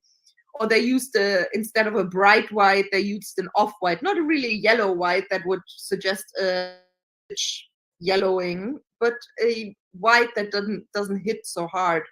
So I really, really liked those because there was a strong, how you say, the person who made this was very sensitive to the tones that they used on that. So I really like that. And I think that's the deal breaker for me. If I can see that the overall product is made with a sensibility that I understand and that I respect, and not just, oh yeah, let's paint this a little bit yellow and it'll look vintage, So it really, for me, the details make the whole thing. And if the details are cheap or made in a bad way or not thought through or not put any love into it, then I think it shows, and then I'm not a big fan of it. So, what's your thoughts on the Reebok Mason Margiela? What was that? The Twilight Zones they came out with, and the price tag that they came out with last year. Well, I didn't really have a problem with them because this is a model that is a typical 90s model, and I'm not into those at all anyway. So it really didn't tickle me at all, and it really didn't make me want to buy or hate it or love it because I didn't have much emotion for it. You know what I mean? Right. Well, I was just saying as far as the vintage spin he tried to put on that sneaker, because he made the outsole more of a crumbly look effect. Oh, to you it. mean that the fact that they made it look artificially patinate? Yes. Yeah, like I said, I'm not a big fan for that about that. I don't think it's necessary to do that. I mean, I have shoes. I have Jordans in my cupboard in my shoe drawer that are 15 years old and starting to crumble. You don't need to wait long, Yeah. So I'm not. Also, like you remember they did that on the Jordan 2 also, right? On the Virgil did those. Yeah, Virgil did those. So you saw they put a lot more sensibility in that. They did it in a way that it would look kind of subtle, but for me that was also too much. I understand the art piece that they are creating with that, but for me I've had so many sleepless nights of shoes crumbling under my feet when I'm wearing them. I don't need to create that feeling. Yeah, that's also a heavy shoe too. That sneaker is very heavy. Yeah, that's another thing What else you got? Oh, I'm sorry. Go ahead. That's another thing that I think a lot of lifestyle shoes are not thinking about, that in the end, people will wear these shoes the most if they are comfortable. And it makes me sad to see that the industry is producing throwaway products. That's really, I mean, that's how they are handled. Kids nowadays, they buy the shoes, take a picture, and sell it. Isn't it like that? Yeah, that's basically you said it. You said a mouthful right there. That was it. That's it. So any other things you want to show us real quick? Yeah, I can show you in the stash. I know what I want to see. Do you still have your oh, you got the Billie Eilish? No. This is an OG box. I just said that. I was just picking with you. That box. No, the box looks so good. It looks like a brand new. Oh wow. Oh, those are dead stock too. Yeah, I thought I would bring these out because we were talking about condition. So basically, you can buy vintage shoes. Wow. In a good condition. The only thing, this shoe is like new. The color, everything is soft. The only thing that is breaking is the tongue a little bit. It's but that that's thin the only liner. thing. Everything is still really, really soft on these shoes. And you can still wear that shoe. Exactly. So you do find vintage that is still very, very wearable. And look at the hang tag. The hang tag. Cool? Look at the hang tag. Yes, the hang tag. The midsole. I see that 119 price on there. I see it. I have two pair of those. Back? Can we see the Nike Air on the back? Oh yeah. Big and bold. Wow. That's a big and bold booty right there. Yeah. And I love big plastic applications on basketball shoes. That's why I think I love the Jordan 4 as well so much, because it has such an interesting material mix on it. Yes. Yes. You have any Jordan 4 is my favorite too. That's my favorite as well. Oh, okay. So this is a pair of Delta 4s. Luckily, it's not hard to find the name of the shoe because it's printed on the tongue. So let me guess, that's your size, right? Of course. Damn. I was going to send you a shipping label. When did you buy the? Can I ask, where did you find that on eBay? So I was about to tell you, this is actually a shoe I bought on Instagram, and the seller is going to be really pissed with me because I don't remember the Instagram handle right now, but I will be happy to post it in the comments if anybody wants to know where I bought this from. Please let me know. So yeah, I bought it over an Instagram contact that I have, Okay. Man, those are beautiful. and I Very bought nice. them Very 2 years nice. ago, 2 or 3 years ago. Okay. See, I'm a sucker for that tongue, that force with that half basketball. I'm a Isn't that sucker for that. beautiful? Yeah, that speaks my whole high school era right there. So I Man. have a big love for this Force logo on the tongue as well, and a little bit inspired by that logo is also the basketball part on the back of my Mhm. shoe, because there are a lot of driving and Forces and Air Force 3s and shoes like that, STS Forces, who have a black label and then the basketball is orange. Orange, And I that's love that. is the only orange part on the shoe, so it really makes the shoe and the colorway pop. And love that was that. also a little bit of inspiration. Even though that's the takedown model of the flagship, that's still a beautiful shoe because Yeah. I have 2 pair of those high tops in it, and I also have the Air Force STS, which I actually had some guy in, I'm not gonna say some guy, but a guy in Germany make me a sole for that, and I can wear Which my shoes colorway? now. I got the white pair, the white and neutral gray. Oh, nice. Yeah. For me personally, with black in the midsole. Yes, a little black in the midsole. So for me personally, that is the best, one of the best sneakers ever made. White, black and white STS Force and the Air Flight 89. These, in my opinion, are some of the absolute Wait. best Wow. sneakers ever made. So when you STS say Force Flight mainly because 89, it has this amazing elephant print yes, paneling. So I love that. yes. So when you say Flight 89, you mean the mids or the highs? No, high, of course. Thank you. They need to come out with that. We Do need. you Hey, have a we pair need of to. those? Do you have a pair of the I highs? have a pair here, but I don't get out the We need drawer. to. We need to talk to the higher ups to see if we can get that coming out, because that Flight We've 89 been high is. pleading for that shoe. Yes. Also, I Yes. think a super underrated pair is a Solo Flight. I think that's one of the most amazing because it has a very fine, very beautiful toe box, a little bit similar to the very exceptionally shaped toe box of the Nike Pressure. The Nike Pressure has a shaped toe box that is incomparable.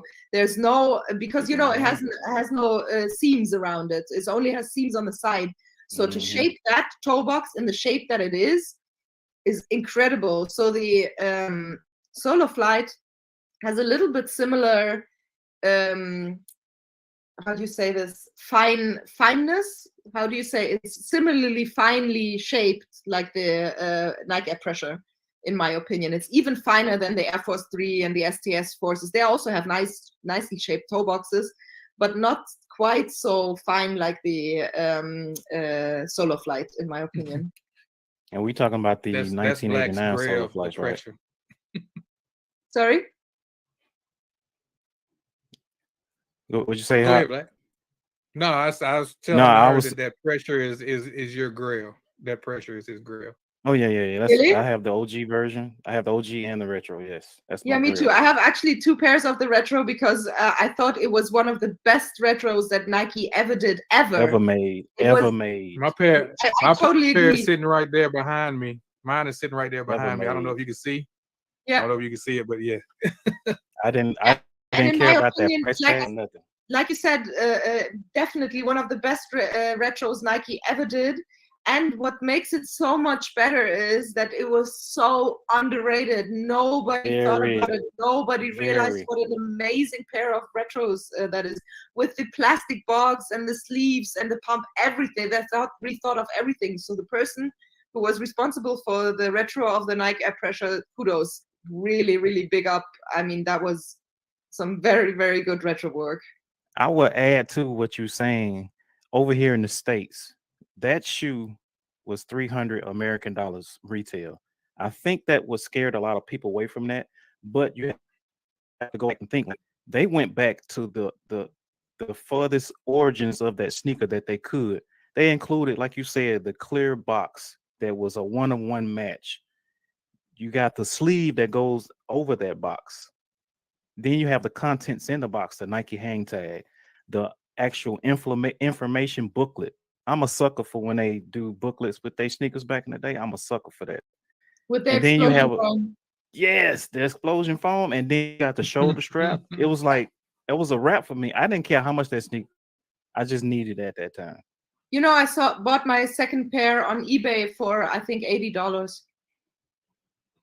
Wow. But how long ago that been? Didn't know what to do with that. They How just long Yeah. ago? My How long my ago that pair, I been? bought my pair for 180. I bought mine for 180. I bought my eBay pair a year after the release, I think, or two. Okay. See, because over here is some we call them secondhand stores.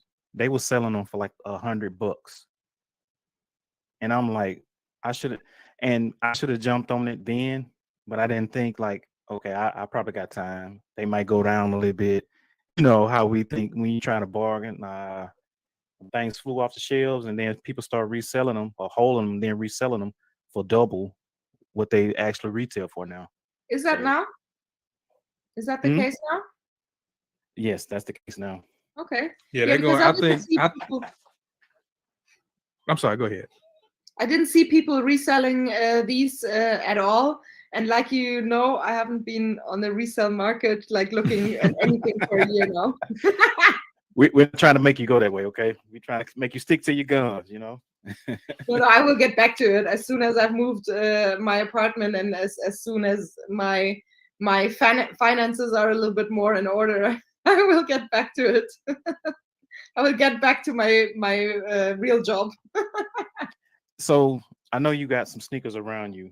I want to know because one of my questions was about your LS collab. Do you actually have that sneaker around you?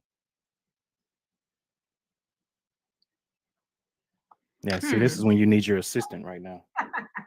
No, my assistant would have to go in the other room. It's in another room, so I would have to go in the other room and. Okay, well that's no problem. I mean, I already know how it look. I just kind of want to see it live. That's all.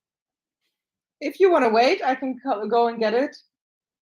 But it will take. Well, you can just show I what don't want to hold you up. Yeah, we don't wanna yeah. hold you Because up like we that. got. Yeah. You got any more shoes right there that you want to show? Because those Delta Forces were definitely a gem.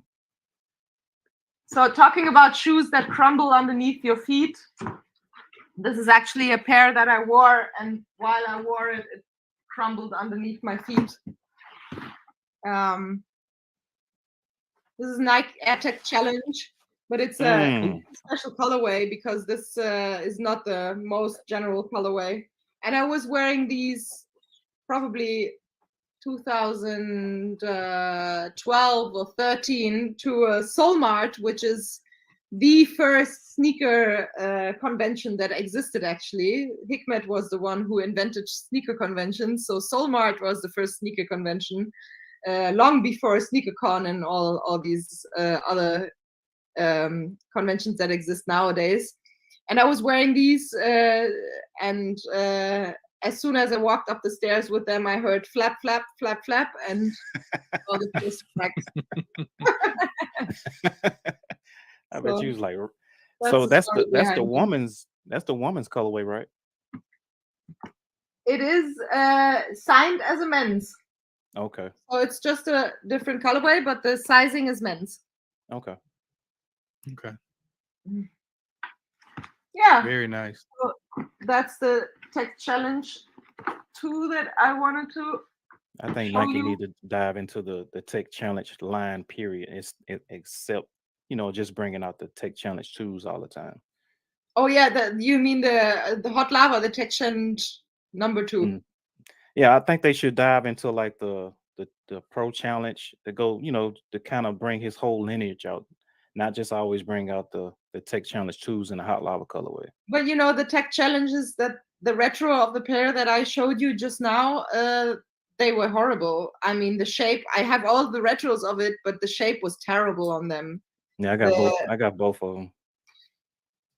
Now, the one that I did like was the European release in 2016, the 4s. Now, I do like that one, and I hate it didn't come in the States because that's a sought after shoe that is you hardly find that shoe, and it took but me I a while also to find thought it. these were kind of warped.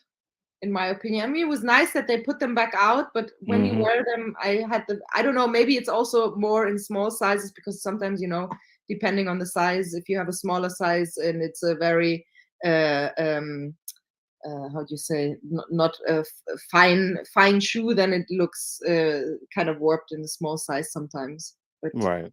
yeah. But I'm a fan of the tech challenges. I think they could bring most of them back, and I'm a big fan of the TW trainer as well. So I think. Oh yes, yes. No, okay. Which TW trainer? I think all of them are nice, All of but them. Yeah. I personally, what I like about the TW a lot is that they have this net on the side, this square net on the side. And I think this is a feature that makes every sneaker really nice. It's also put on the Jordan 4, so a little bit bigger, but it's the same concept. Yeah, they took inspirations from that Jordan 4 for the one you talking about, because closer to the toe box, they have like I guess you'll say the wing of the Jordan 4 down on that side of the shoe. So they did take inspirations from the Jordan 4 to make that sneaker. Yeah. Yeah. And it's lightweight too. Yeah. That's true. Anything else you want to show us? Well, I still have stuff here, but I think we better wrap it up, because I cannot get to it anymore. I put all the boxes on top of each other, so I have to go through the piles. Oh, you're good. I'm guessing this is when that assistant needs to come in hands, so help you clean up, right? Yeah, well, I'm my own assistant, I guess. But this has been a very, very, very, very dope and special show for us. I've been following you for a long time, and just kind of like admiring your collection from afar. Thanks, and to be honest, you got it. You really, really got it. Like, you don't see many female sneaker connoisseurs, whatever you want to call them, that has that factor that you have, because you have some female sneakerheads, they collect only certain things, but you go around the whole rim, and I love that. Oh, can I actually, one shoe I want to show you when you say that? I knew it was one. I knew everybody only perceives me as an Adidas collector or a vintage collector, but I did have a very strong love for hype. So my all-time favorite hype shoe that I keep rocking and still wearing it today is the MX Amsterdam. This is one of my all-time favorite shoes. Not an old school vintage shoe, but nowadays could be considered as vintage maybe already. Yeah, look at that air bubble. You see the air bubble is already completely how do you say, milky, but I'm still wearing them. This is my wearing pair. I'm rocking these. So people, if you wear your shoes, the materials are real nice on those. Right. Materials are real nice on those. Great leather. Yeah, so yeah, I do also have hot shoes. That's dope right there. That's dope. You know what? Everybody has a little inner hype beast in them every once in a while. Yeah. Yeah. I didn't think I did, but I do. If a hype shoe is really nicely made, I will follow the hype, but not because of the hype, but I really like it. So. Right. And that's kind of like how I am. If it's something that I like, and I guess I'm the hype beast I'm the balance when it comes to my co-host, because my co-host, he's a real vintage collector like yourself. And what he said was the truth. You got it. Like you are me and Black, we're yin and yang. I have some old school stuff, but I also kind of like colorful stuff. Since I've kind of talking to you earlier, since I've kind of gotten into photography, I kind of have expanded my color palette, and I do like colorful shoes a little bit more now. So, like I said, I am the hype beast side of Retro Talk Forum, but not just the buy it. Just like, I don't have every off-white. I don't think I have any off-whites, to be honest with you. But if it's something that I like, I'm gonna get it. that's just how I am. But to reiterate what Black said, you're an amazing guest and Thanks so very, much. very knowledgeable. No, I'm serious. I'm not just saying this. Very knowledgeable. We could sit up here all day and talk. Definitely. You're right. Just You just the hear I can talk conversation. about sneakers forever. Yeah, Like, hold on, let me go use the bathroom really, real quick. it's not really just sneakers. It's the music, your style. You're very well rounded, and you know we got to give you your flowers. You are our first vintage female guest sneaker collector, or Yes. I don't even really want to call you a sneaker collector. You're vintage. Just from your style. Like I said, the music, the rings. That's one of the first things I noticed was your rings. You don't see that nowadays. You don't see that nowadays. I saw that coming up in the '90s. The name rings, Let's put my grills in. You got grills too, huh? Oh, you got the chain too? See what You I'm got the, saying? trunk jewelry? You got the Dookie chain. You remember the things that they did with the Superstar? Mm-hmm. They released for the 35th anniversary of the Superstar. They released a big Dookie chain for Run DMC homage with a Superstar hanger on it. I have that one. Yeah. Oh man. But I wish I had a nice gold Dookie chain. It probably should have got one back in the '90s because nowadays it's probably Yes. it's through the roof. Exactly. Woo-hoo. So, but no, we appreciate you coming on. This right here was well worth not going out of our schedule way, but it's something that we had to do to have you on, and it's one of my favorite episodes, to be honest with you. So much. Definitely. So much. Very, You're very, fine. very dope. No, for real. I'm just kind of like speechless, if you will. But once again, we appreciate you coming on. Thank you for taking the time out. I know you work today, and for you making the time out after work to come on. We really appreciate it. That. Oh yeah. It's been my Most pleasure. definitely. It's been my Most absolute pleasure. Yeah. Thank you so much. I really appreciate it. And I feel very honored that you invited me. And I did have a lot of fun. As you know, I can talk about sneakers forever. So I'm always Yeah, happy. We definitely will have to. We definitely have to do a part two. Oh, most definitely. like I said, we could sit up here all day and talk. So we're gonna end the live. Like I said, don't go nowhere. We're not gonna hold you. We just want to chop it up with you backstage for a quick second. So you got anything else, Black? I'm good. I'm a Hop 18. Want to have a retro talk forum. Appreciate everybody coming through. Shout out to the chat. We really didn't get a chance to shout out the chat, but I know Matt for the win was in the chat. Chris Neely, Sean Mebin, Dub P was in there. Donna came through. E Money was here. Steph Honey came through. Let me see real quick. Let me see. Those real Kingdom quick. came So many through. people. Yeah, we had for us to be on a Sunday afternoon. Red came through also. We had a decent crowd. Had a pretty good crowd. So appreciate everybody coming through. Thank you all for the support. And I'm gonna let my boy Black. If you want to shout out your social media and where they can find you at, and where they can find your shoes at, also too. They want to buy them. Mine? Yes, ma'am. So my Instagram is Sneakerqueen. It's quite easy, just like you say it. And I do write a blog. It's called sneakerqueen.de.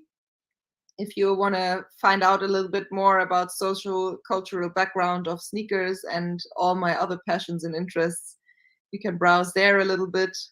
Yeah, that's about it. All right. Okay. Like Hop said earlier, we very, very appreciate you for coming through and spreading your knowledge of just your whole sneaker, hip hop, just everything about you.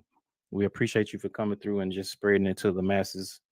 All I'm gonna say is, like I said, I've always been following you, and he said it. I'm gonna say it again. This is the point where we give people their flowers for the contribution that they gave or giving or giving, however you want to put it, to this whole sneaker heritage culture that we call and we love so much. We see the passion, we see the dedication. We definitely see all the hard work that you've put in with your collabs, your blogs, everything that you got going on. We see the passion and the hard work that you've done. And like I said, we're giving you your flowers. And to be honest, I am speechless myself, because when you pulled out those Delta Forces, I was like, I'm done. Thank you so much. So, but I am BAA. This is Retro Talk Forum. Hold on, Black. Where can somebody said they're going to cop that that collab? So where can they find your shoes at? So as far as I know, at the moment you can only get them on adidas.com or .de. I think they're only on the Adidas German market. But there are quite a few boutiques in Germany that do worldwide shipping. So if you check out Overkill, for example, I'm pretty sure Asphalt Gold has them, Beaston has them in their online store. So yeah, there's quite a few stores in Germany and in Europe that still sell the pair. Yeah, because I think I got mine from BSTN, I believe. Unfortunately, my family and friends pair you cannot buy. Damn. Sorry. Damn. Hold on, my bad. We need that drop. Damn. We need that drop. I do wish actually these would have been for sale, because for me, of course, it's more fun to share with the more people, the better. Right. So I would have liked to see these in stores actually. Man. With that being said, I am BAA. That's Hop Dog 18 or Hop 18. I'm sorry. She's Sneaker Queen. We're Retro Talk Forum. Y'all have a great night, and we'll see you on the next one. Thank you so much for having me. Have a nice evening. Don't go nowhere. Yes, don't go nowhere. We're Retro Talk Forum. I'm Hot Dog 18. You can find me on IG, and I'm gonna pass it over to my brother.